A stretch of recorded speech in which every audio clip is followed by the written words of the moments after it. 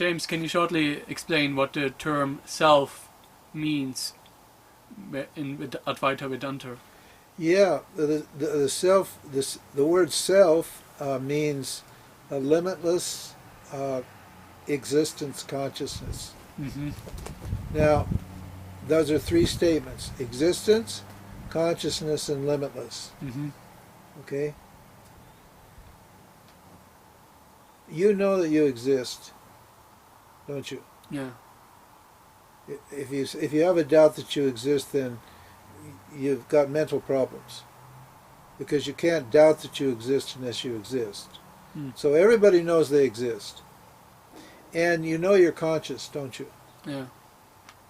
Because you can't know you're conscious unless you're conscious. Mm. If you're not unconscious, how will you know you're conscious if you're not conscious? So you know you're conscious and you know you exist. Those two things, not a problem. Your mother never told you either one of those facts about yourself. Nobody else did, ever.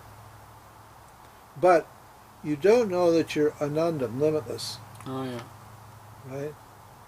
Now what we have to do, what Vedanta does, it shows you that the consciousness existence that you are has no limits. Mm. You believe that what? That the existent consciousness that you are is limited. Mm. And means what? Not free.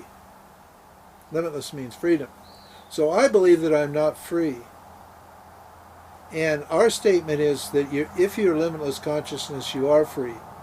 But our job now is to prove to you that you are free, that you are limitless.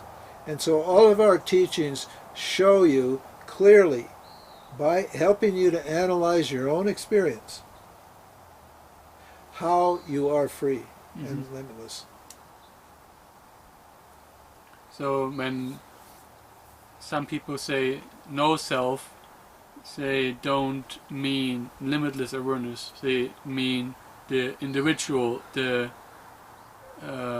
Yeah, I think that's generally what they mean. They mean there's no personal self or separate self or individual self. Yeah, which we agree with.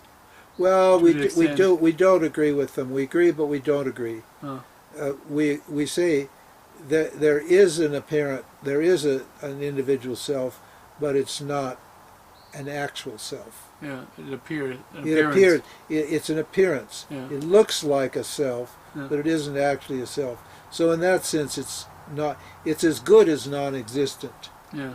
It's not non-existent, but it's as good as non-existent. So we'll give them that. Oh, okay. Okay? We'll let them have that. That's fine. If they want to think like that. But at the same time, if there's no, to say that there's no self implies that there's a self, doesn't it? Mm. The implied meaning of that statement is, I can't say there's no self unless there is a self. Yeah. Because to say there's no self doesn't mean anything without the idea that there's a self. It's a totally meaningless statement. Right? So what is that self that's making this statement is what we're talking about. Yeah. And that state is limitless, conscious existence. Yeah. Consciousness, existence, and limitless are all synonyms. They're all equal. Yeah. There's not three different aspects to this self. Mm. Self is existence, it's conscious, and it's limitless. Yeah, limitless is the important. That's the important. That's what freedom means. Okay. Thank you, James. You bet.